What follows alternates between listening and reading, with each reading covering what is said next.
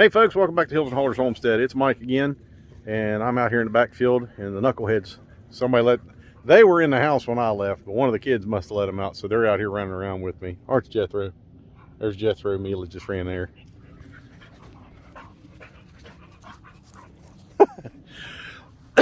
I just went this past weekend and Rural King, and I bought some more chicken feed for my egg layers. And I just feed them a conventional feed. I do a mix of all flock, which is a higher protein blend, and then I also do a layer pellet, which is, you know, for the egg production and everything. And what I was paying just over $14 for a 50-pound bag is now $17 and change for a 50-pound bag. So, and we'd actually already had plans to increase our egg laying flock this year.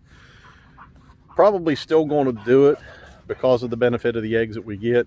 Of course, when you buy chicks, you know, and raise them, you're looking at 20 weeks before they start laying anyways. So you've got all that time up before you even start getting the benefit of getting the eggs and stuff from them. But we're probably still going to do a little bit, probably about 6, maybe 8 more chickens at the max.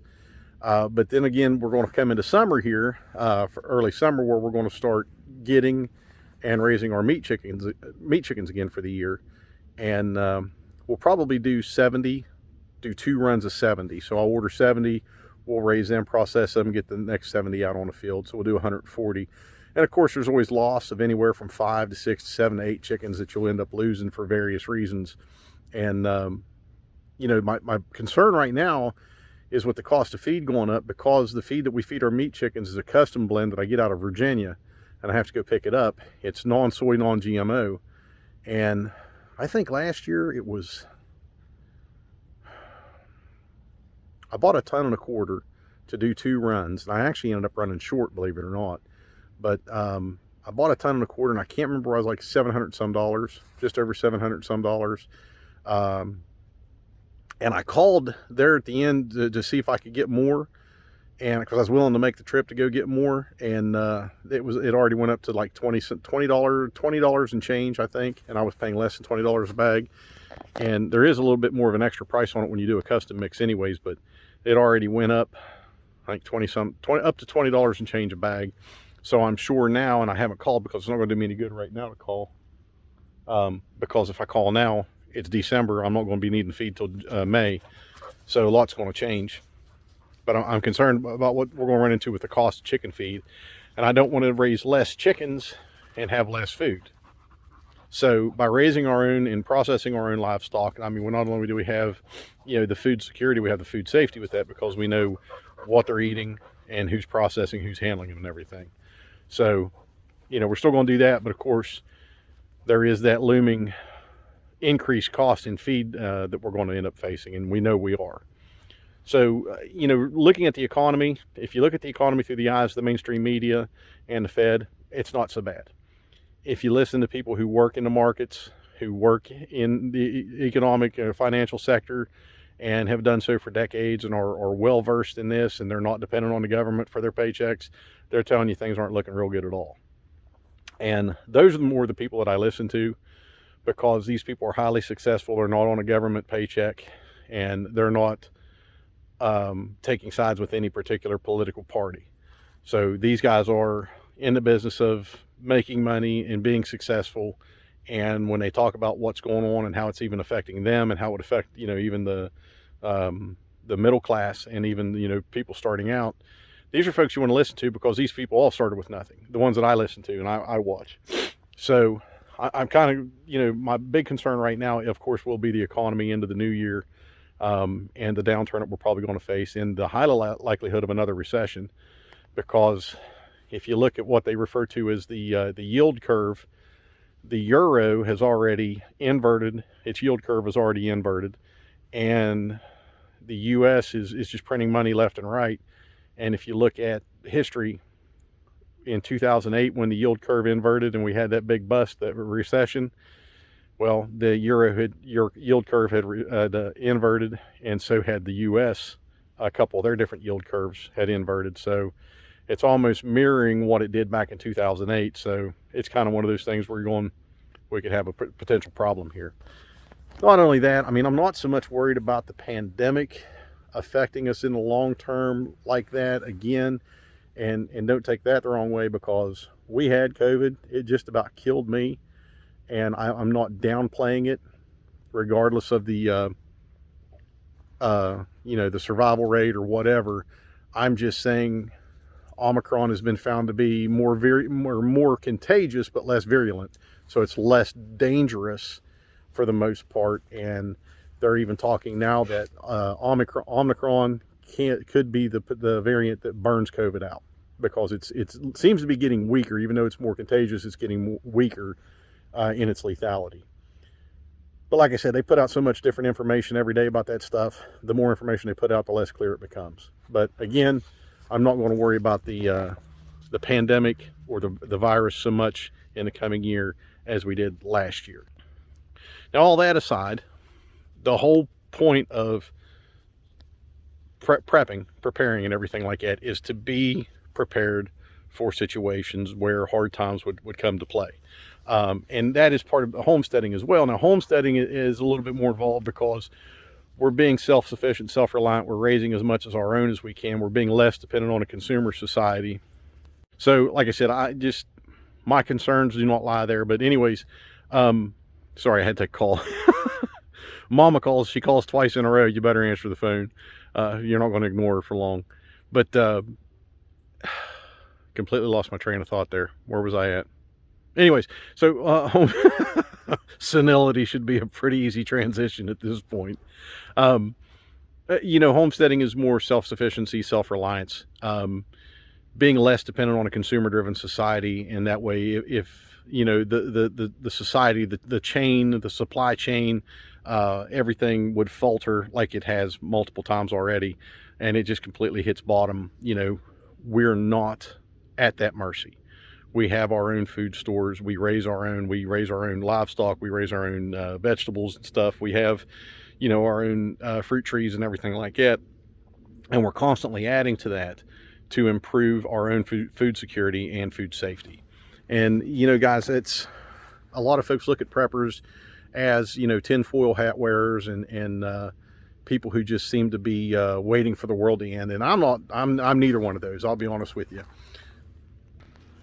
So with more food security and more food safety, again, sorry I had to put a pause button there for a minute. The four-legged children. There's a lot of deer running around here, so I have to kind of keep on them.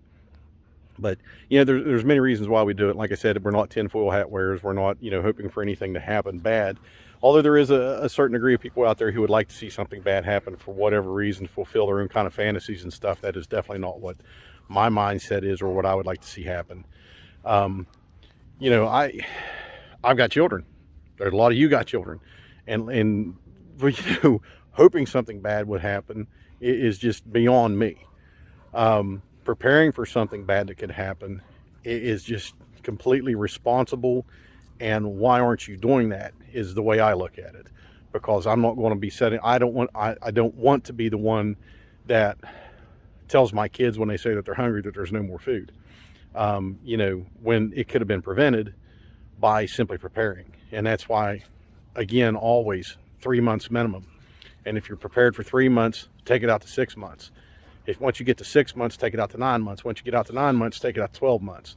So more is always better. And like I said, you don't have to be wealthy. You don't have to have a bunch of money for that. You can do it little by little, but start now. Don't waste time with this kind of stuff. Because like I said, we're not looking at any hyperbole or something completely off the wall to happen, like a space invasion or anything like that.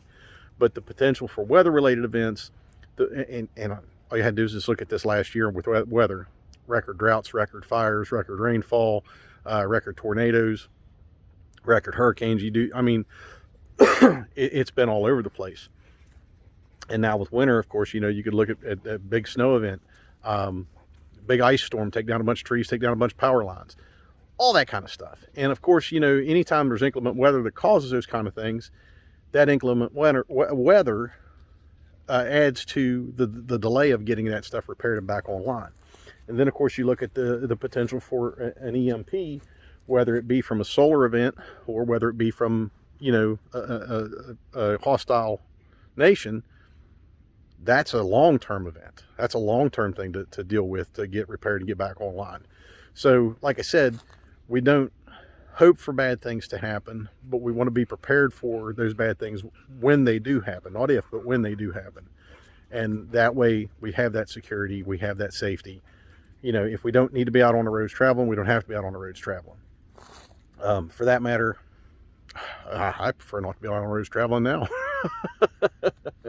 But unfortunately, it is part of the life that I live, that, you know, I do have to interact with society, at least to some degree.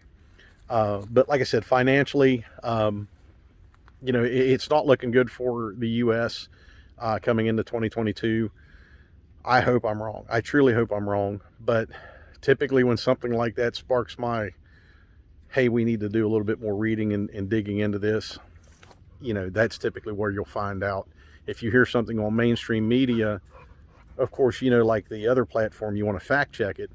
I'm not going to fact check it as I am going to more verify what I'm hearing, because, you know, I want to be well informed. I don't want to be misinformed. And I think more with the mainstream media, that's what you're going to get. So we'll look at more misinformation from the media, and less misinformation from the people who actually work the industry, work the, you know, those specialties and stuff like that, like economics and the financial markets and everything. So, you know, recently I just, my play stocks, what I refer to, I sold quite a few of them off, and I'm going to take a large portion of that money, the biggest portion of that money, and I'm going to buy precious metals. I'm going to buy silver.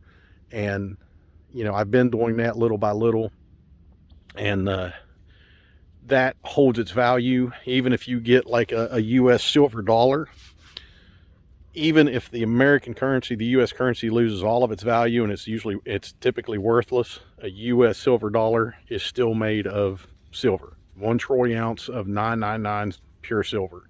So that retains that value, even if the face value of it being a US dollar is worthless. You still got that value of the silver itself, or the gold, whichever you want to go for. Or you can go with platinum or palladium, which is ridiculously expensive at this point. And they even have those coins. They have platinum and palladium coins, but I think an ounce of platinum is going to cost you over $2,000, and palladium is going to cost you even more than that. So gold right now is, depending on where you get it, is $1,800 to $1,900 an ounce plus. And if you get these coins and stuff like that that are limited or considered more value because of, you know, what they're printed, who they're printed by, and what they represent, you know, you're going to get a lot more value out of that, but you're going to spend a lot more money for it as well. And when you look at precious metals, you're looking at, and thank you to a good friend of mine who actually got me into precious metals today, who was a voice of reason for me.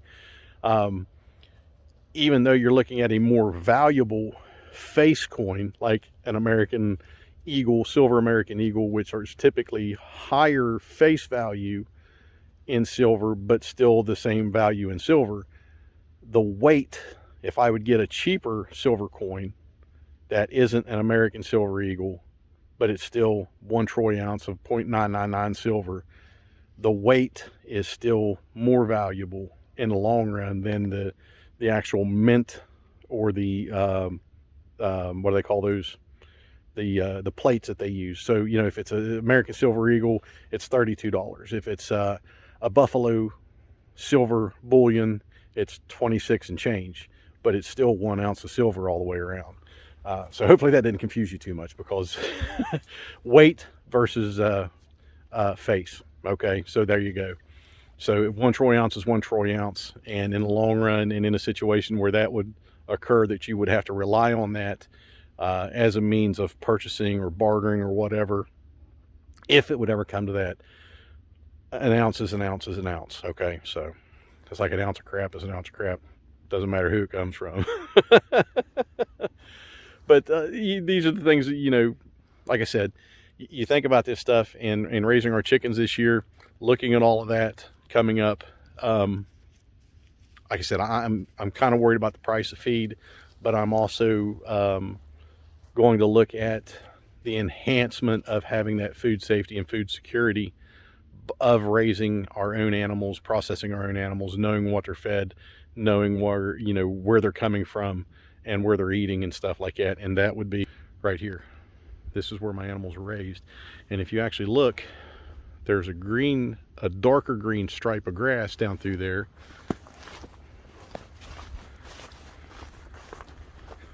And we started back here with the chicken tractors. We started way back here and we moved them every day.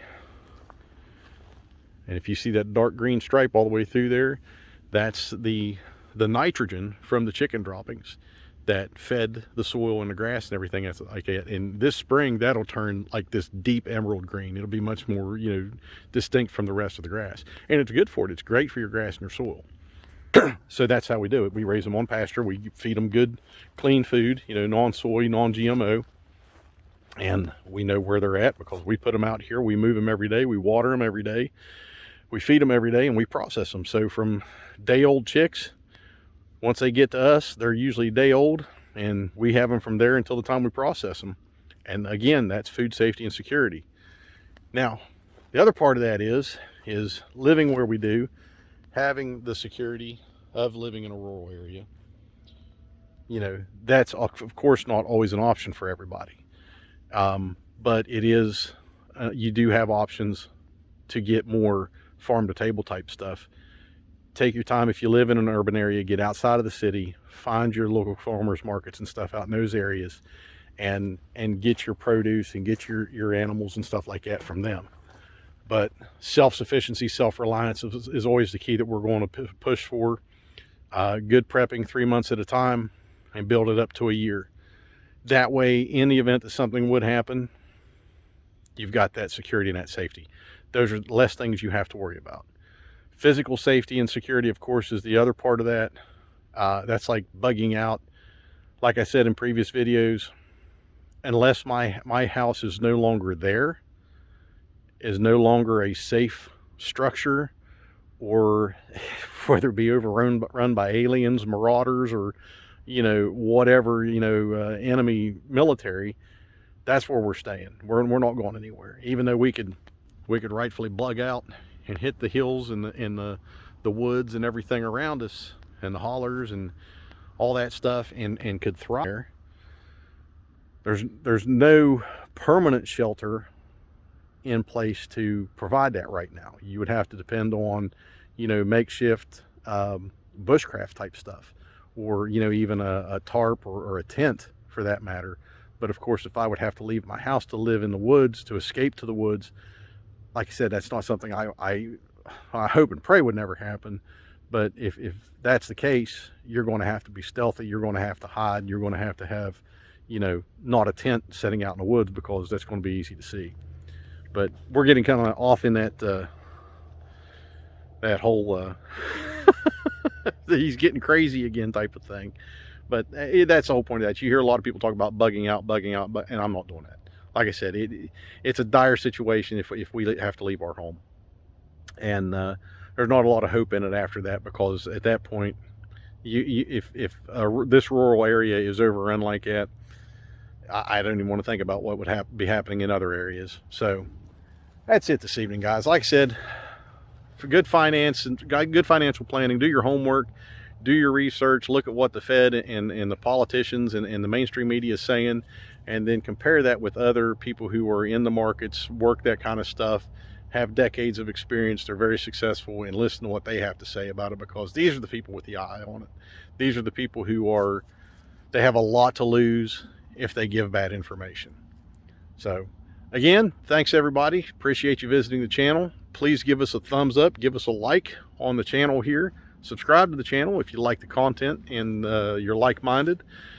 And leave us a comment and we'll interact with you. And I'll let you see this gorgeous West Virginia sunset. From all of us at Hills and Hollers Homestead, we wish you and yours a Merry Christmas and a very blessed New Year. Keep prepping, keep striving for better, and take care, and God bless.